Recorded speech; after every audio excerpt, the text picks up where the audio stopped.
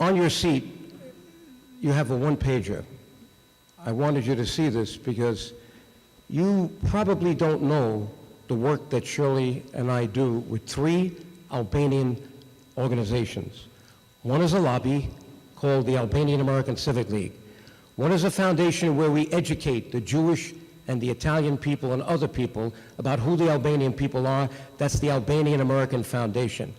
And one is a political action committee where we raise money to give to congressmen, to senators who support us. That's the Albanian American Public Affairs Committee. 3 organizations. Take this with you because I want you to know what we've been doing since I was a congressman. We set these up in 1989. I was in Congress from 1985 to 89. I realized that I was in a district that was not good for my party, and they changed the district on me. But what did I do? I tried to come back, but with a different district, it didn't work. But what I did is I said, now I gotta be an active citizen and do what I did as a congressman using nonprofit organizations and using the money of all the people who believed in me, as long as I don't get paid. So Shirley and I are like missionaries. Nobody pays us. We do this from the heart, but we need financial support to travel, to go to Washington, to give money to congressmen. And that's what this is all about, okay? Do you understand that? All right. The reason why I'm saying this to this crowd is that this film that is being made is going to go all over the world. And I want them to know what we're doing here today. Is that good? Okay. Let's look at something else. Open the journal to the last page. Inside, look at the pictures of the 3 congressmen who are now not with us anymore. You got Gilman, Lantos, and Hyde. Gilman was a moderate Republican. Hyde was a very conservative Republican, and Lantos was a very liberal Democrat. We used all parties, all shades of parties, to win for Kosova. If it weren't for Lantos and Gilman to begin with, you would not have had the first resolution in 1992 for Kosova's independence. And then it was followed by Lantos and Hyde. And then I met Shirley, and in 1994, Shirley prepared the second major resolution for Kosova's independence, Independence Now. And we fought like crazy. What that book tells you is what we did from 1986 until 2008 to get independence for Kosova. Nobody thought it was possible. When I first mentioned to people that, you know, this republic status is nice, but now Yugoslavia is not going to exist anymore. I was the first one to say it at a hearing with Senator Biden in 1991. It's not the Albanians that are destroying Yugoslavia, it's Milosevic, it's the Serbs. They're blaming it on the Albanians. And we finally had to persevere, and we changed in 1992 from Kosova Republic to Podvesia, independence. And everybody said, Joe, you're crazy. There's no way there's going to be another Albanian state. Well, I'm not going to tell you everything that we did, but look at that book, month by month, year by year, what Shirley and I had to do together to wake up Washington, who the Albanian people are, why they deserve not to live with the Serbs, and why they needed independence. Now, do we have independence that we're joyful and happy, enthusiastic? No. There's still corruption in Kosovo. We know that. There's still not the democracy we need. You got the same problems in Albania. The work is not finished. Shum pun. We have to keep our working going. That's why we need you to be members of the Albanian American Civic League. Now, let me, before I show this film, you have the book. I'm going to show you a 20-minute film on each thing that happened in Congress that built the wall for independence. Gord, Bahat, more. We did it step by step. But here's John McCain. Now, why is this here? John McCain is the 10th recipient of the Balkan Peace Award. I still have it. Why? He's the only one that realized this is so valuable that if he took it in his office, he could be fined by the Federal Election Commission because it's worth more than, I think, $50 is the most. So he says, Joe, keep this in your house. When I retire, then I'm going to take this in my house, okay? So here's what I decided to do. You saw those 3 congressmen that are dead. Well, Mr. McCain, Senator McCain, is fighting brain cancer. He may not be here a year from now. okay? So I decided, let's make a get well card for Senator McCain, all right? And I took all the pictures of the events he was with us, and look at this one up here. He was running for president in the year 2000. He came running across the street on 42nd Street to be with us, and we put the Kosova Shaponia around his neck. There it is. But you'll see what we did on the 25th anniversary. Now, last night, we had a board meeting of the Albanian American Civic League. So the board took the first chance to sign. You have to use a special pen. Anybody that becomes a member today of this league, you don't have to spend $250 or $500 for those in the back. It's only $100. If you're a student, it's $25. You will be able to sign this before I give it to Senator McCain. Sometime during this dinner, if you decide you want your name on here, you become a member, go to the back, and you can then sign this, and that's going to be in McCain's office with this once. Well, now he's going to retire, you know. He announced he's not going to run again. So while you're thinking about that, let me now introduce a film. We could have a film that's 4 or 5 hours, but what I did is I took the best parts of what we did starting when we brought Rugova here, 1990, at the Sheraton Hotel, and then the hearing we had. Nobody ever had a bigger hearing, 5 hours in the Senate side, both Senate and the House. And now I want to show you, I put this together so you could see, not only in the book, but here, what we did. And I think you're going to like this.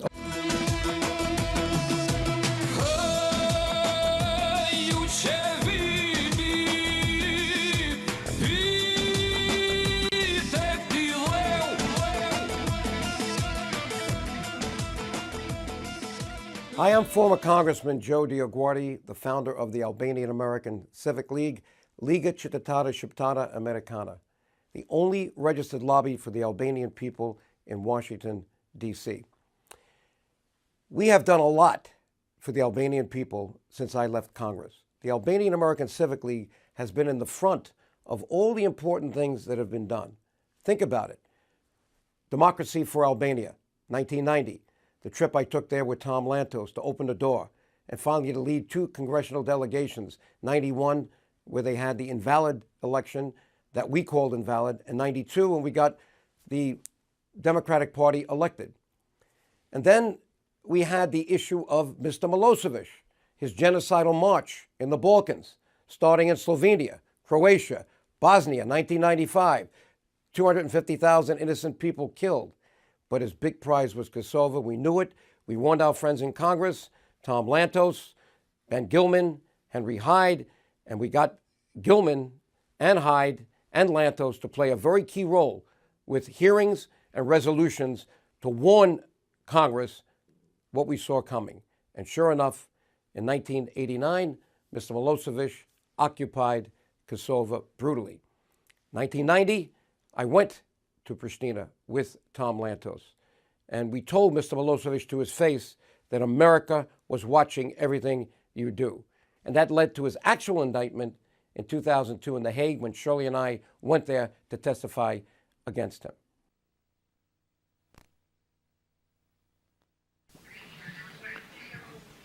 U podršci albanskom separatizmu i terorizmu na Kosovu i Metohiji posebno se angažovala albanska emigracija u zemljama Zapadne Europe i SAD. U Americi je 86. godine još osnovana Albansko-američka civilna liga pod predsjedništvom uticajnog kongresmena Josefa DioGuardija, čiji je zadatak bio da aktivno lobira na Capitol Hillu za zahteve i ciljeve kosovskih Albanaca. Aktivnim lobiranjem Liga je otvorila put kosovsko-metohijskim separatistima za zvanične kontakte u Američkom senatu i Kongresu. U svakom slučaju, Albansko-američka civilna liga je u mnogome doprinela sistematskom širenju antisrpskog raspoloženja i satanizaciji srpskog naroda u američkoj javnosti. Hello, I'm former Congressman Joe DioGuardi, the president of the Albanian American Civic League. You have just heard former Serbian dictator and indicted war criminal Slobodan Milosevic misrepresent our important work in Washington to free Kosova and all Albanians from the tyranny of his regime. But I think the most important thing, if you can think about one thing more important than the other, but you can't really disconnect them because the Albanian people are one nation. But in the year 2008, it was George W. Bush that declared the independence for Kosova. It took some 20 years or more, and it started with that first resolution in earnest in 1992 that Tom Lantos introduced for independence of Kosova. We had to educate congressmen and their staffs what Kosova was, what its status was as a juridical unit in the Confederation of Yugoslavia, where every 8 years, each of those units represented Yugoslavia as its president. Milosevic took that all away. So we have a lot of work to do. Shumpun, and I hope that you join us as a member of the Albanian American Civic League, Liga Qytetare Shqiptare Americana, so that we can all work together. Our work is not yet finished, but the future of the Albanian people is in your hands. Thank you.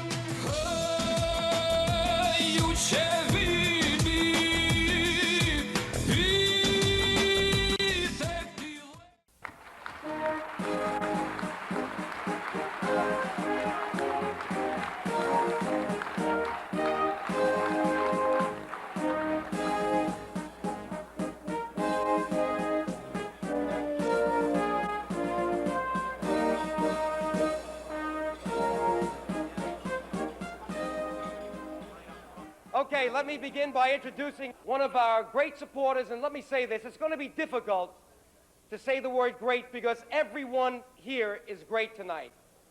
The people who have supported us. Today we love Republicans and Democrats because we know Tom Lantos is a great Democrat, and that's America. You can be what you want to be here.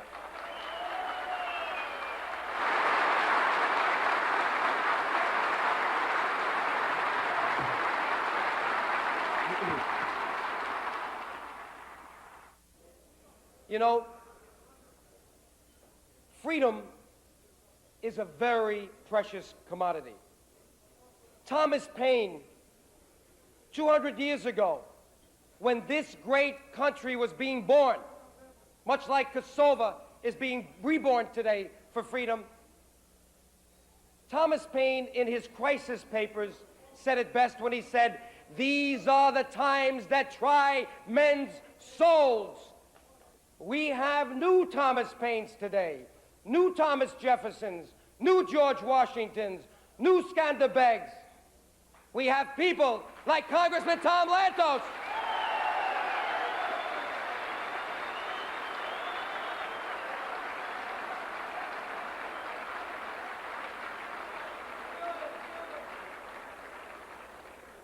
Congressman Tom Lantos and his beautiful wife Annette, no tyranny. They fled from the Nazi concentration camps. They're ethnic Hungarian Jews, and they know it was Raoul Wallenberg that saved him. He knows tyranny. He knows what it means to be without freedom, and he's never forgotten it once. And he was a great professor. He has his PhD. And now the United States of America is so lucky to have someone with the background of Tom Lantos. And when you get Tom, you get Annette. Let's say hello to Tom Lantos.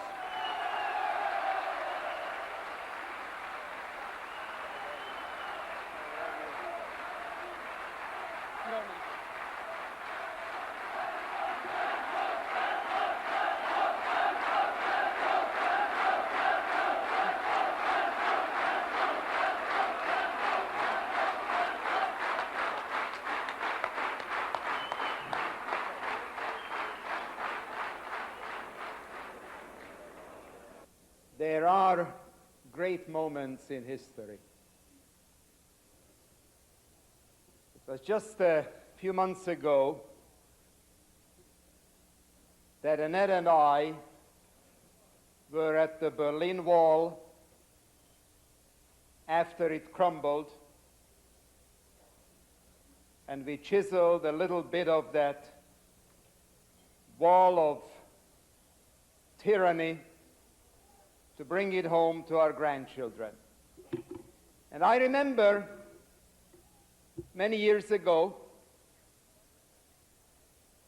a young American president stood by that wall and said, "Ich bin ein Berliner. I am a citizen of Berlin." And he meant by that he identified with the people suppressed by tyranny and the police state, and he was one of them. Tonight, Annette and I are telling you that we are deeply grateful for the privilege of being at this historic evening. And if you'll allow us, tonight we feel like Albanians.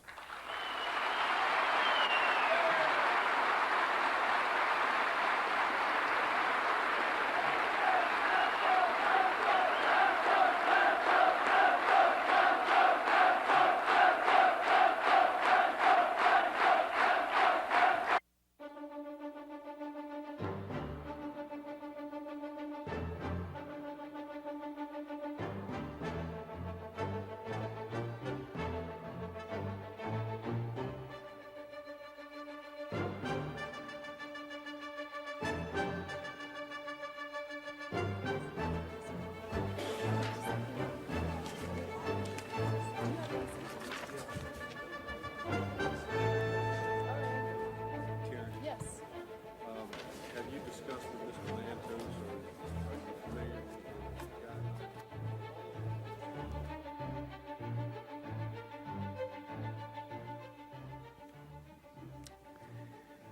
The Congressional Human Rights Caucus is very pleased to open this hearing on human rights issues in Yugoslavia. The Serbian government, acting with substantial support from the national government, is brutally repressing human and political rights in the autonomous province of Kosova, which is 90% of the population of which is Albanian.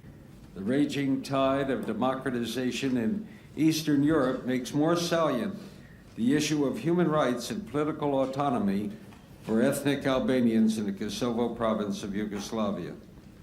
In the recent past, military presence and violence and harassment in the province of Kosovo has provided an ominous reminder of the repression that comes from ethnocentric attitudes that have no place today in modern society.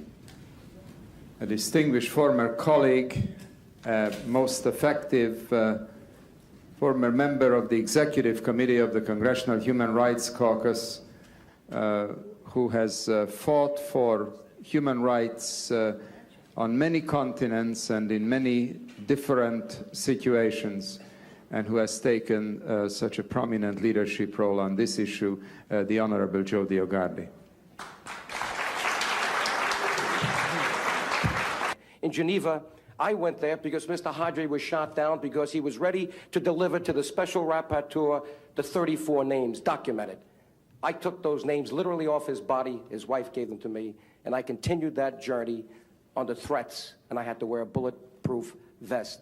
Apartheid is alive and well. It now exists in Yugoslavia in the Kosovo province. It is now gone from South Africa, or at least it's going. And Yugoslavia has a Nelson Mandela, at least the Albanians have, Adam Damace, who was in jail for over 27 years.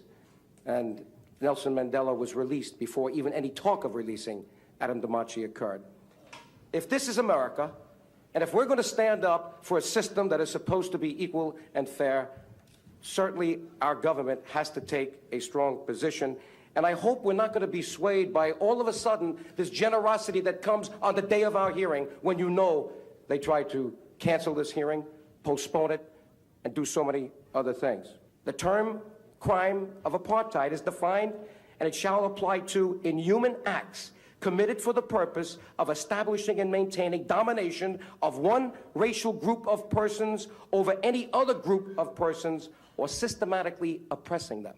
That is what has gone on in South Africa. That is what's going on right now in Kosovo, even as we speak, because the state of emergency has not been lifted. That's what they said. Let's see what they're really doing.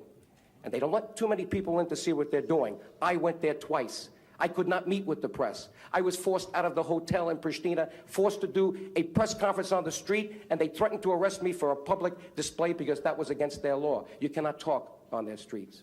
It's incredible that a system like this exists in the world today when there are 2 million, by their count, Albanians in that province, over 90%, and they want to emasculate them in every way. And I must say that I do not believe that there have been any threats against any of the lives of those who have come here from Kosovo.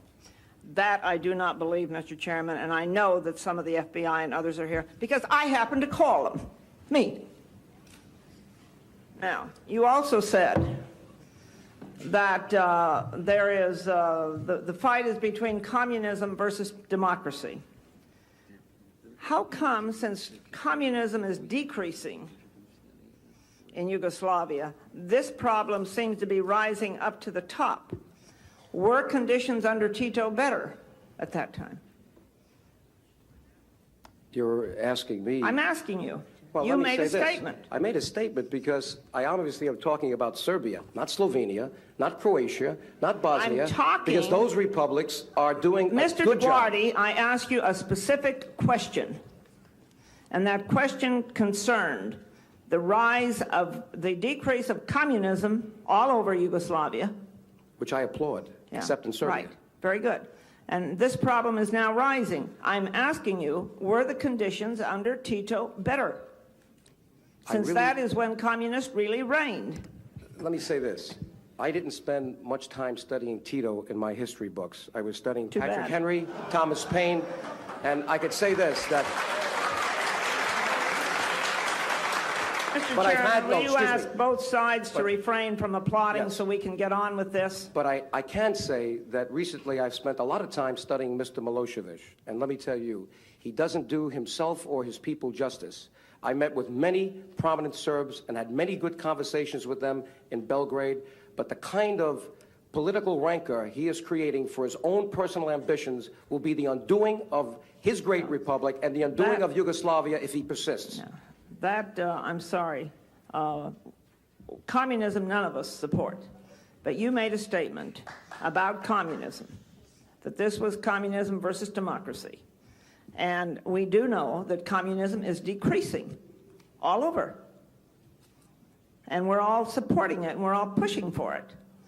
But this problem seems to be on the rise, and I'm just saying, I'm asking about the comparison.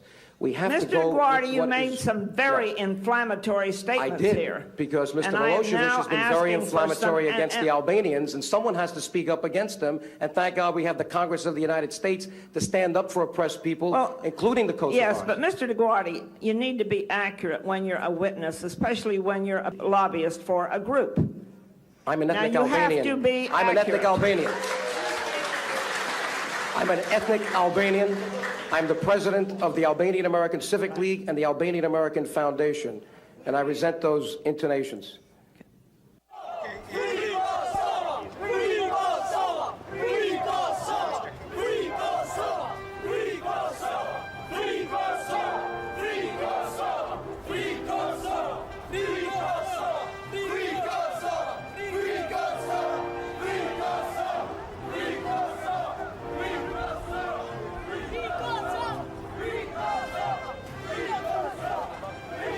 We know we've got a good friend. Let me put him on, Congressman Tom Lantos.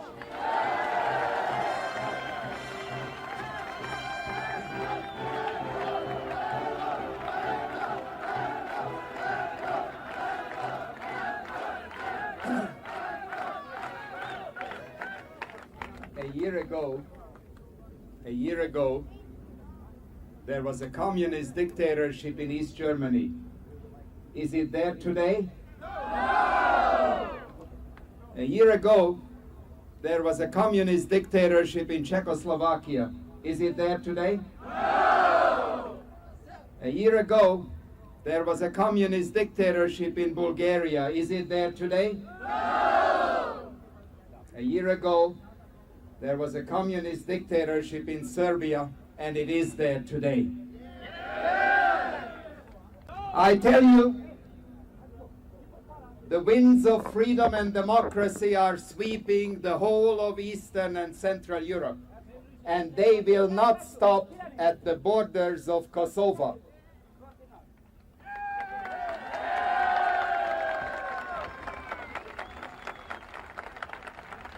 When I was in Kosovo just a few weeks ago,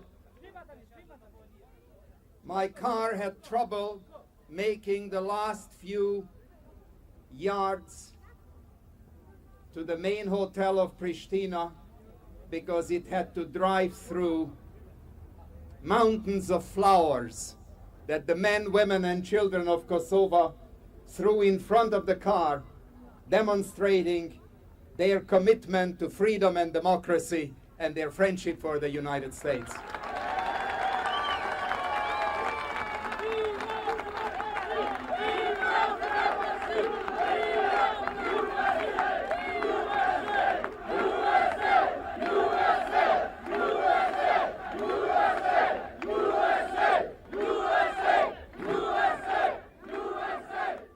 That he was there for us in the beginning, he's been there for us all the way, and he is no doubt in my mind the most important person we have for changing the misguided policy of our State Department that is trying to stay neutral today on the issue of human rights in Kosova. So I give you that great senator from Kansas, Senator Bob Dole. Dole!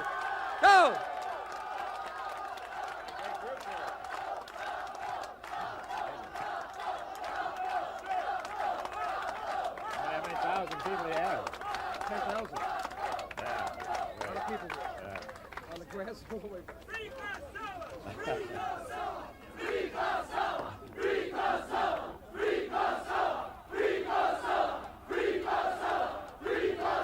These American flags, isn't that beautiful? These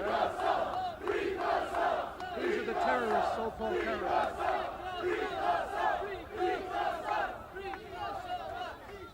Well, let me say, first of all, I'm very honored to be here. Very honored to be with my good friend Joe DioGuardi and many others who are in the audience. And I believe in freedom, and I believe in human rights, and I believe it ought to happen in Kosovo at the earliest possible time. We cannot let people be subject to tyranny anymore, oppression anymore. People are entitled to their freedom, they're entitled to their basic rights. And so I agree with the Prime. Free Kosovo, and do it now.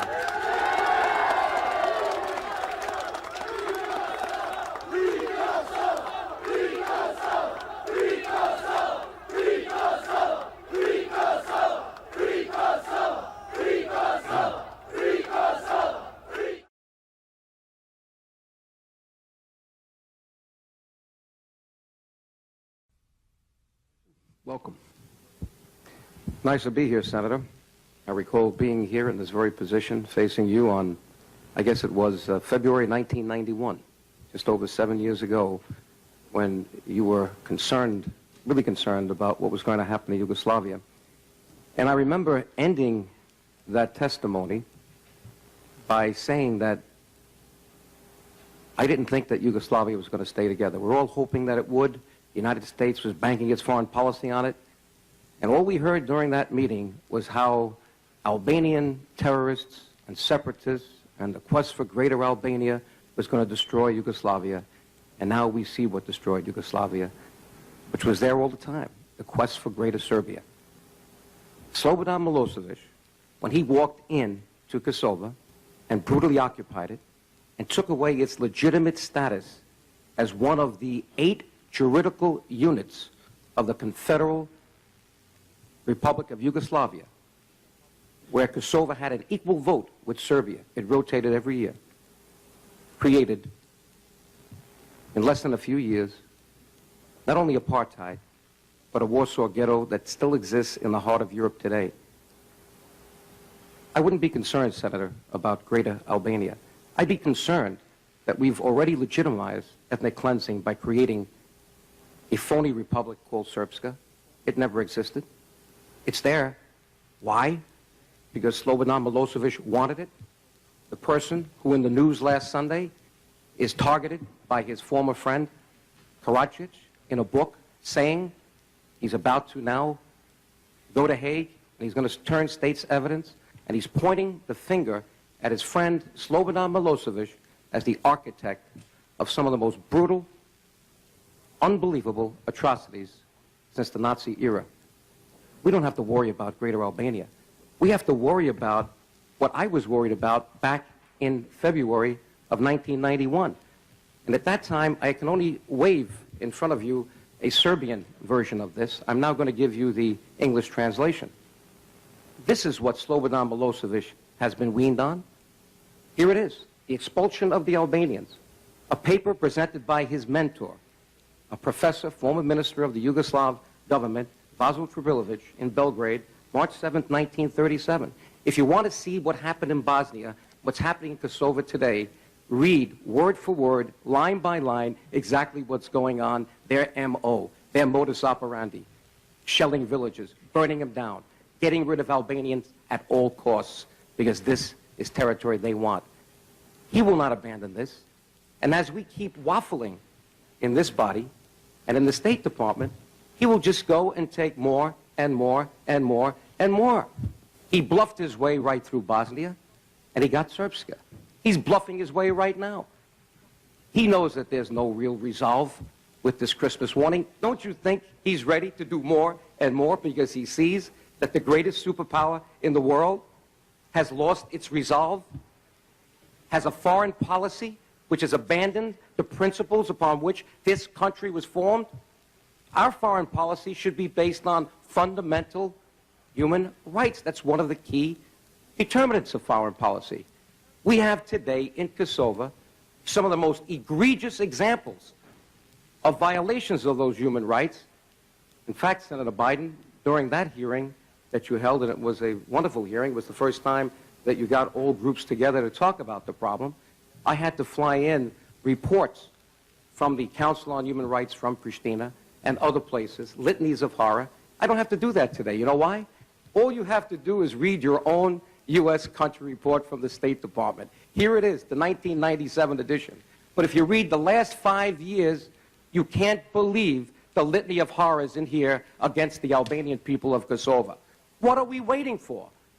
How many people have been killed and brutally tortured and detained and disappeared? Every criteria they use has been violated. Why is there such a disconnect between those egregious violations and our professed adherence to human rights when it comes to foreign policy? Is there another deal in the wind? Perhaps you didn't ask the right questions to Ambassador Gelbard. Are we placating Russia for some reason? They're always there supporting their first cousins, the Serbs. That's where the Serbs came from in the 6th century AD, from the Ukraine. We know they're blood brothers, or at least blood cousins. They're always there supporting them. But what has Russia done for us in Iran, Iraq, and China, and so many other places? They don't support us. Why are we giving such deference to Russia? Why are we even considering a contact group at this point, including Russia? This is an issue that should be led by the United States of America in the NATO milieu, without Russia. The only reason today Bosnia is not like Kosova, Mr. Chairman and Senator, is that we have troops there. Who are we kidding? When are we going to wake up?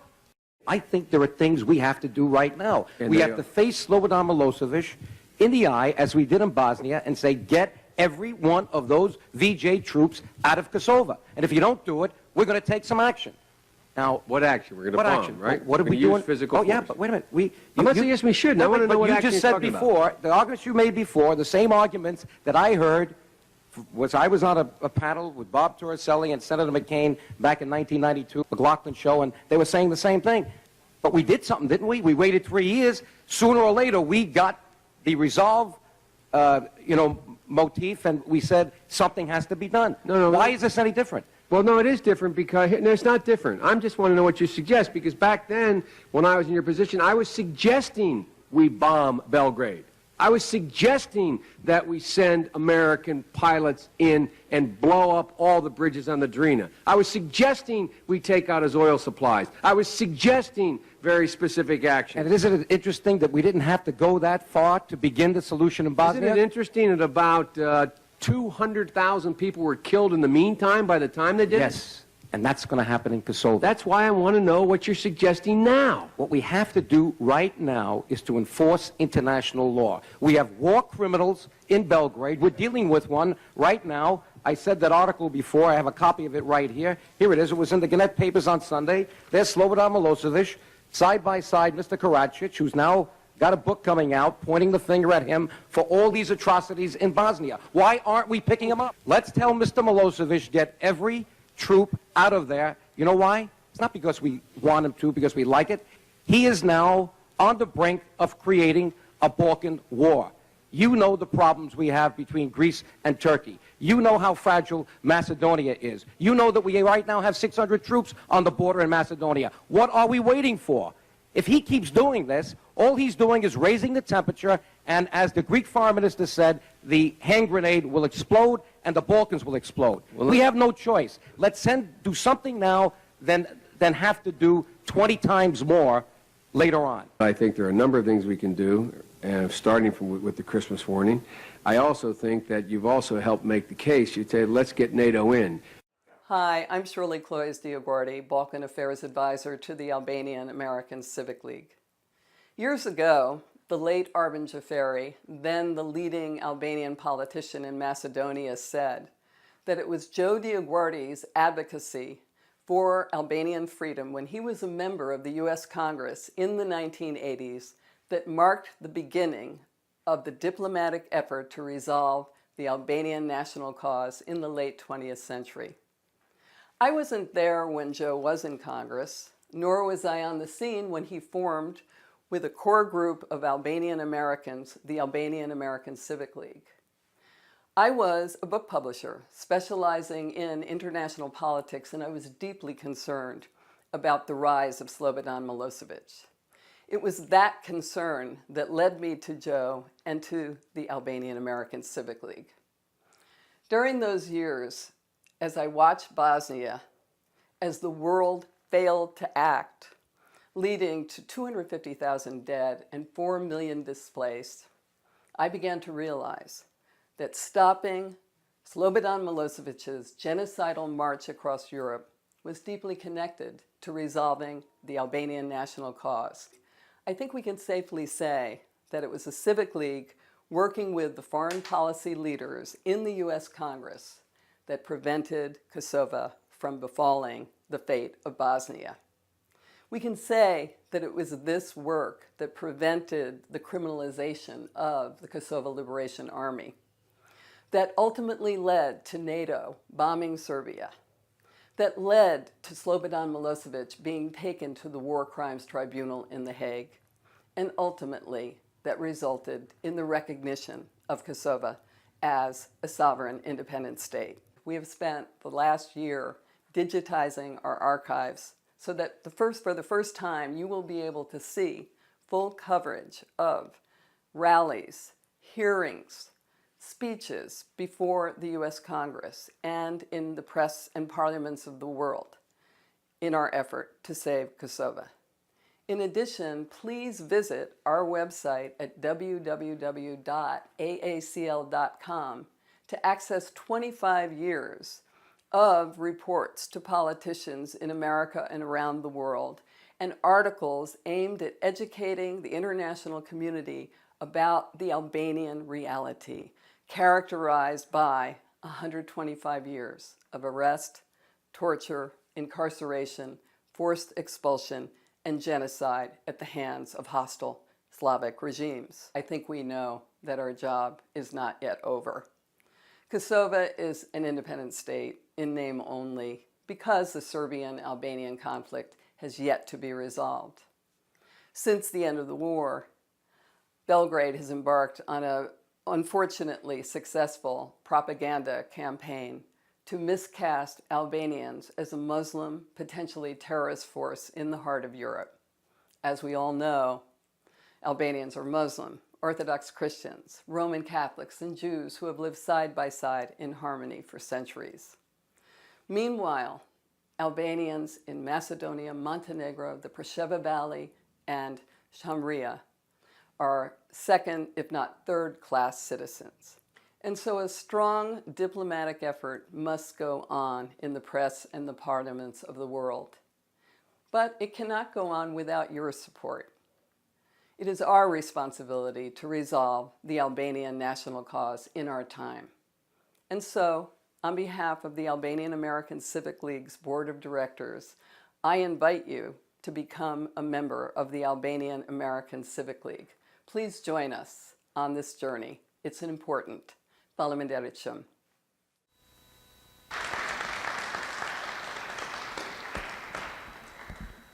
Okay, now let me introduce you to Shota Galica.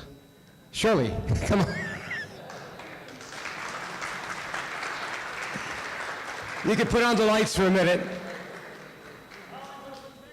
Well, you saw the journal, you're seeing it, you saw the film. That is just a little of hours and hours of testimony. Don't you think this work has to continue? Do you think the job is finished? The job's not finished. We got to keep working. We need our voice to be even stronger today in Washington. Why? Washington is falling apart. The State Department is not functioning. You see, people are leaving the Senate. That doesn't mean that we got to quit. We got to now redouble our efforts. And if you're not a member, you should become a member and put your name on this little thing. Okay. Thank you, Joe. Thank you, Joe. It's a pleasure to be here with all of you. Joe has spoken about what he and I have done, and you've certainly seen both of us speak on this video that you put together, actually. But what is missing there, I think, is the fact that none of this could have happened without the board of the Albanian American Civic League. We are the collective memory, and what other organization can talk about people who've made more than a 20-year commitment? I just read a quote that I really care about from Martin Luther King. He said, "In the end, we will remember not the words of our enemies, but the silence of our friends." As I said in my own remarks, we all know for 150 years, there was silence about the Albanian reality because of the conditions and the horror under which Albanians were being subjected. But we can also recognize exactly what Arvid Jafari said about the appearance of Joe DioGuardi on the scene, but again, I would add, with the Albanian American Civic League, that he resurrected and began again the effort to resolve the Albanian national cause in our time. They broke the silence. Everyone on our board knows we broke the silence again in February, in March of 1998. I don't know whether you remember, we were the first organization to publicly declare support for UÇK, for the Kosovo Liberation Army. We broke the silence. In 1998, the hearing that was referred to, extremely important, Robert Gelbard was coming in. He was going to talk about Bosnia. We found that out, and we realized that this was the moment, and it was based on my own experience working with the Palestinian Liberation Organization in an effort to bring a two-state solution to the Middle East, that I knew Albanians were in trouble. They were being identified as terrorists. They were being identified as people whose weapons must be taken away from them. And what happened in that hearing was significant. We prepared all the members of Congress, and Robert Gelbard had to step back and admit that he had made an error, that Kosova was not a terrorist operation, that that UÇK was not a terrorist organization. Overnight, everything changed. The weapons were able to go through. People's lives ultimately were saved. We broke the silence. We broke the silence again when we found out that no one was allowed to talk about the independence of Kosova. All the Western governments were saying that. You can't talk about it. So what did we do? We started a campaign, an international campaign for Kosovo's independence that we called Breaking the Silence. And it was actually Fatih Muslimi, who was in Kosovo at the time and organized that campaign, and out of it came 1 million signatures. And that million signatures went directly to George Bush. We broke the silence for sure. We broke the silence again 1 year later when it was Henry Hyde and his staff who had a brilliant idea, and that is, you're in trouble. You better break the silence. The Serbs are gaining. They're saying you are Muslim, potentially terrorists in the heart of Europe. And please, please, please bring in Albanians who are Roman Catholics. And in came our late Bishop Soapy. In came people who were connected, to the Catholic Church, throughout the region. I also testified at that hearing. And what happened after that? It led to, as we know, President Bush finally recognizing the independence of Kosova. We're now back to needing to break the silence again. And I want to just say one thing, and I'll conclude my remarks. Very, very important from Joe Biden, and I think we have to think about this. This was 2002 in Chicago, actually. And he made it clear. He said the problem does not lie in a person or institution being anti-Albanian or anti-engagement. The problem lies when America has a different focus and it leaves Albanian and Balkan issues behind. The spotlight must stay on us. And he stressed the need for the work of the Civic League to continue. Why? Because he said you have to have a constituency, the several thousand members that we now have, but so many more are needed. You have to give financial support to the members of Congress who support your goals, and you have to ultimately be able to make the case to Congress, to the press. We're past the days when we're going to be talking about weapons and war, but we are not past the days when we need to talk about what we are going to do as Americans and Albanian Americans to impact the press, the public, and the U.S. Congress. And one of the reasons I'm so pleased that we're here today is that Vestnik is about to show his film on Krusha Imada, one of the most disastrous sites of massacre during the war, and of course he will talk about this. And it's going to be our wonderful board member, Fatem Deslimi, who made the decision as he was completing his doctorate in Canada that he was not going to live the life of an expatriate. He was returning and devoting his life to the future of Kosova. And he is the person representing the Civic League on the ground, and it was his idea to get in touch with us. And I met Vestnik, I'll never forget. In fact, Vestnik, I have my whole file of discussion with you that I'm going to show you, going back to the early 2001, 2, 3. He's been working on the issue of keeping the whole story of Krusha Imada alive. We have to keep alive what happened, and we have to continually insist that we will not succeed if we remain silent. So with that, Fatem, please, we look forward very much to your remarks and to Vestnik's Nice. Thank you. And thank you, Joe. And thank you all for being here. I'm not going to give a speech, although I'd like to. I love giving speeches, but I won't. I'll just introduce Vestnik, I guess, and I will say a few words about what has been done by the Albanian American Civic League to keep alive and to make sure that the special relationship that Albanians and Americans enjoy has some deep roots.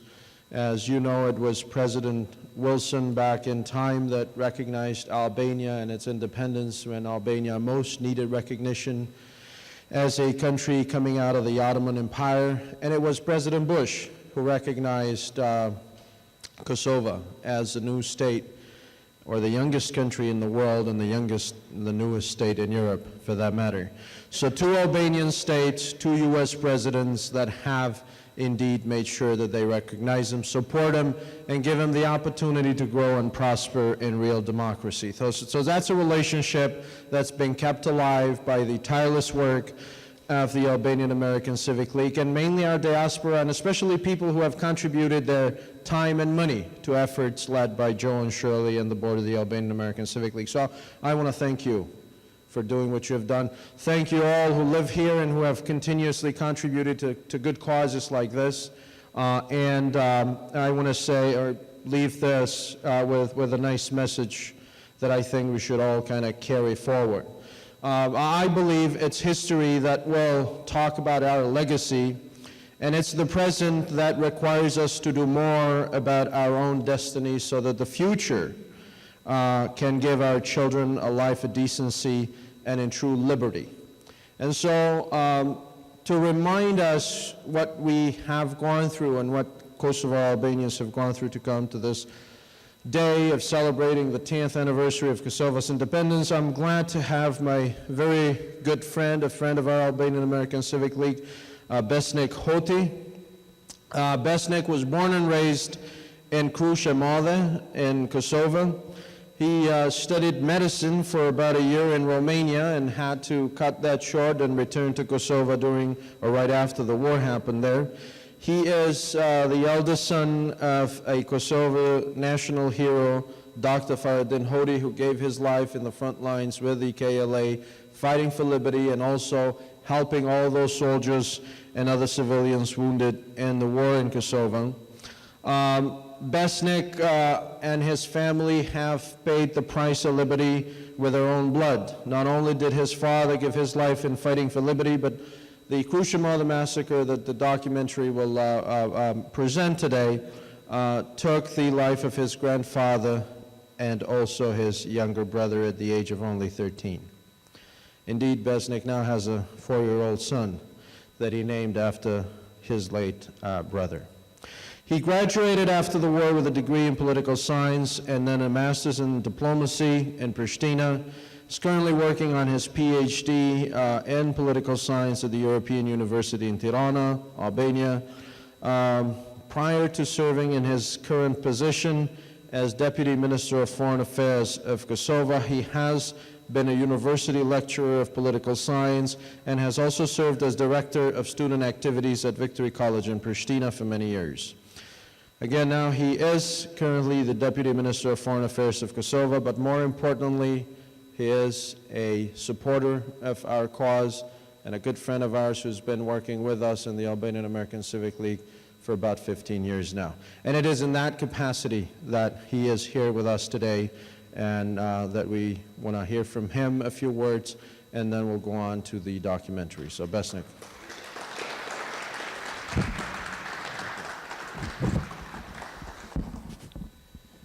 Nderuari Joe DioGuardi, nderuar Shirley, të nderuar vëllezër dhe motra mërkimtar, të nderuar pjesëmarrës.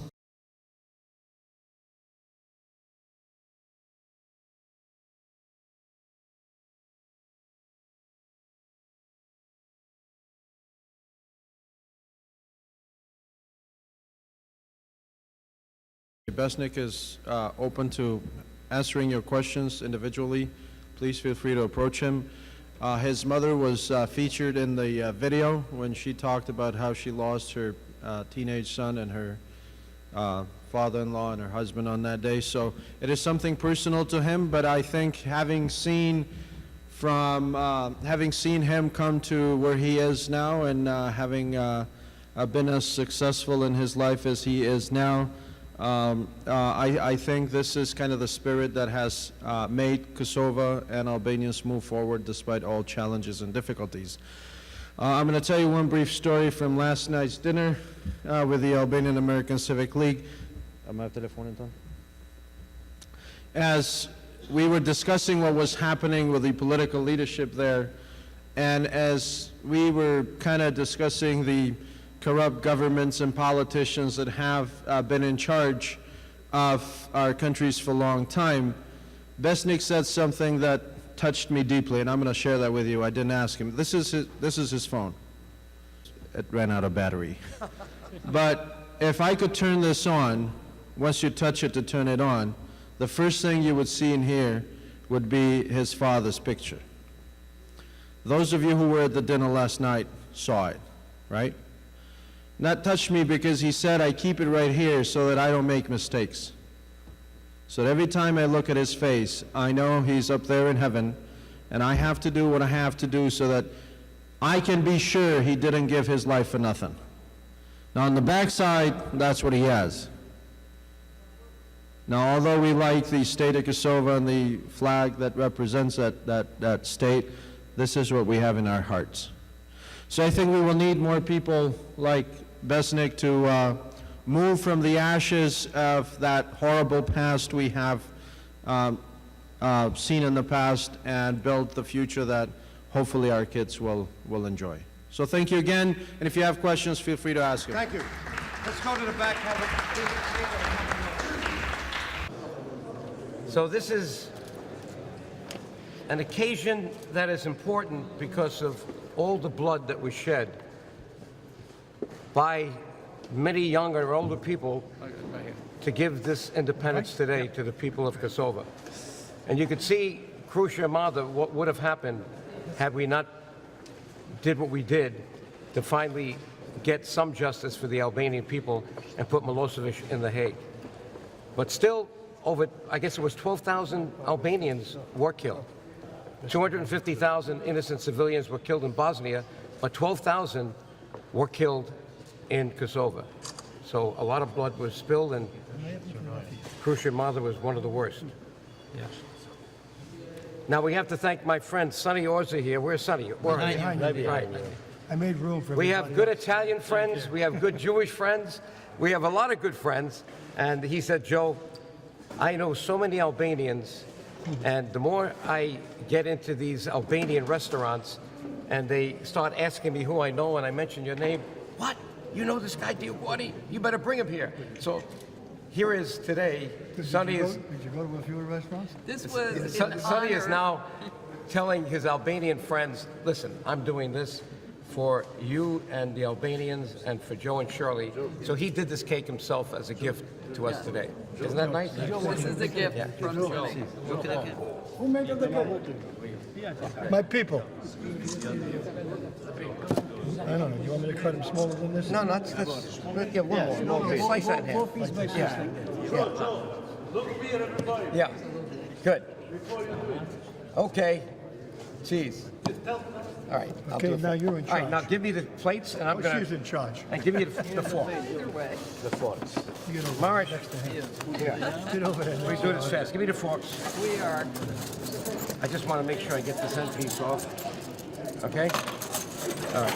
Let's see if we can... So Vestnik Koti broke the silence about Crucia Mada, and we have to carry on the memory. We're Look at this breaking cake. the Strawberry cake. shortcake. He did it very nice. I don't want that. Give it. Good. Give it. You know what that means? It's a good cake.